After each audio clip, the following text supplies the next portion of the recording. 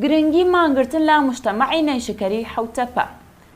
کۆمەڵێک لە کرێکارانی مجتەمەعی نەیشکەری حوتەپە لە بەشە جۆرە و جۆرەکانی بانگەوازێکیان بۆ ڕۆژی سێشەممە ڕاگەیاند. ئەوان ڕوو بە هاوکارەکانیان نووسیان کە پێویستە ڕۆژی سێشەممە کاتژمێر هەشتی بەیانی لە بەردەم دەفتەری مدیریەت کۆبوونەوەی ناڕەزایەتی بەڕێوەبرن. ئەوانەی بانگەوازەکان ڕاگەیاند بوو و ڕاگەیاندنەکەیان لەسەر کاناڵی سربەخۆی کرێکارانی حوتەپە دانابوو، جەختیان کردەوە کە یەک جار و بۆ هەمیشە هەڵوێستی خۆیان و نوێنەرانی کرێکارانی سربەخۆی کرێکاری لە بەرەو ڕووبوونەوە لەگەڵ بەرپرسانی شرکەت ڕوون دەکەنەوە. ئامادەکارانی بانگەوازەکە بەشێک لە ئامانجی مانگرتنەکەیان گەڕانەوە بۆ سەرکاری ئیسماعیل بەخشی، هاوتاکردنی هەقدەستەکان، پاداشتی چاندن و بوونی کەلوپەلی خوێندن بۆ قوتابیانی شەریفی حوتەپە ڕاگەیاند. ئەو کاناڵە لە زمان پەیامی هاوکارەوە ڕۆژی سێشەممە نووسیویەتی کا ژمارەیەک لە کرێکاران لە شوێنی دیاریکراو کۆبوونەتەوە و داوایان لە باقی کرێکاران کردووە ڕۆژی دواتر بە ژمارەیەکی زیاترەوە لەو شوێنە کۆ ببنەوە. لە پەیامێکدا وەبیر کرێکارانی مانگرت و هێنرایەوە کە بەو 7 میلیۆنە داخوازیەکانی ترمان بیر ناچێتەوە. پاداشتی گشتی، داخوازی، هاوتاکردنی هەڵدەستەکان و باقی داخوازیەکان لەوانە گەڕانەوە بۆ سەرکاری ئیسماعیل بەخشی جێگای قسە لەسەرکردن نین، وا کۆبوونەوەکە درێژەی هەیە. ئەم مانگرتنە لەسەر بەستێنی شۆڕشێکی شکۆدار و گەشەکردووی کە ئێستا لە ئارادایە بانگەوازی بۆ کراوە و خاوەنی گرنگیەکی تایبەتە. گومان لەوەدا نییە کە کرێکاران وەکو تاک ئاوێتە بوو لە بزوتنەوەیەکی گشتی لەم شۆڕشەدا کە لە 26 مانگی خەرمانانەوە دەستی پێکردووە بەشدار بوون.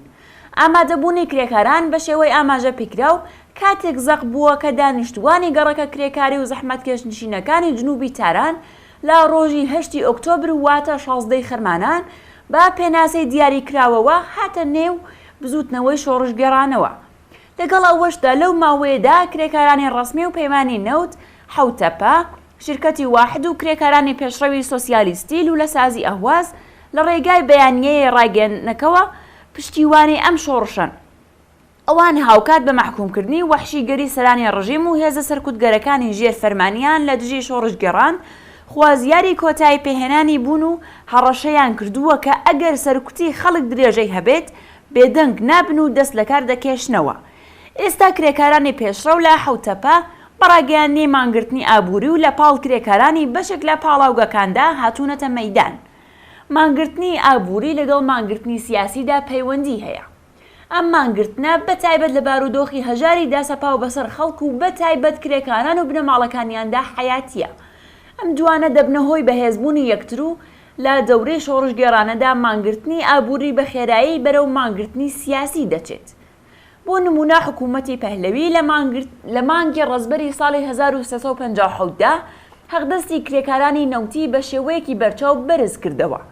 کرێکاران لە ڕێگای کومیتەی مانگرتنەکەیانەوە بە خێرایی داخوازی سیاسی وەکو چوونەدەری بە خێرایی هێزە نیزامیەکان لە نەوت و دواتر هەڵوەشاندنەوەی حکوومەتی نیزامیان هێنایە گۆڕێ. کاتێک سەرانی ئەو کاتی ڕژیم داخوازی کرێکارانی شۆڕشگێڕ کردەوە، پۆمپی بنزینەکان لە دانی بنزین بە ماشین و تانکی سەرکوتگەران خۆیان بوارد.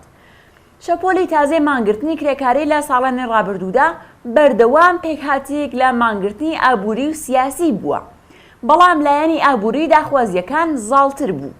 ئەم شۆڕشەی ئێستا بێجگە لە هەندێک جار کە نەفتگەران پێشڕەوی بوون لە تەرحکردنی داخوازی ئابووری کە لەم ڕۆژانەدا بۆ کرێکاران زۆر گرنگ و حیاتیە بێبەش بوون.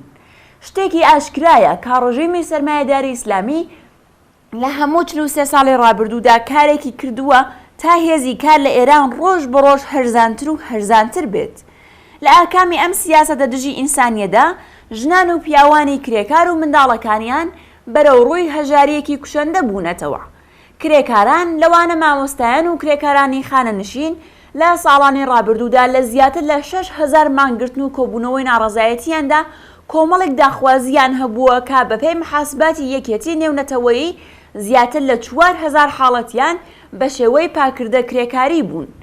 پەیمانکاران بە توندی چەوسێنەر و خاوەنانی دەوڵەتی و تایبەتی سەرمایە لە هەندێک حاڵەتی کەم و سنوورداردا نەبێت تەسلیمی داخوازیە ئابوور و سیاسیەکانی کرێکاران نەبوون.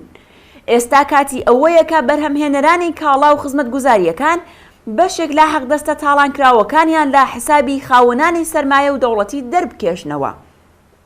خەباتی بەهێزی کرێکاری با دەستکەوتەکانیانەوە لە مەیدانی پەروەردەکردنی بەهێزی ڕێبەرانی شارەزا و بەتوانە و ڕێخستندا دەبێت لە ڕێگای کۆمەڵێک ئەڵقەوە بەم شۆڕشەی ئێستاوە گرێ بدرێتەوە و مانگرتنی ئابووری.